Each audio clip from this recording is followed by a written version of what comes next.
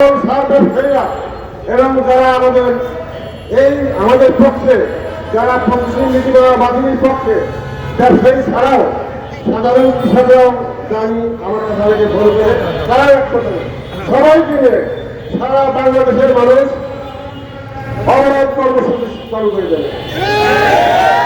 অবরোধ হবে সারা বাংলাদেশের প্রত্যেকটা জেলায় এবং সেন্টারে ঢাকা সহ সারা বাংলাদেশের সার ব্যবসায়ী সহ সাধারণ কৃষকরা পর্যন্ত এই অবরোধে অংশগ্রহণ করবেন।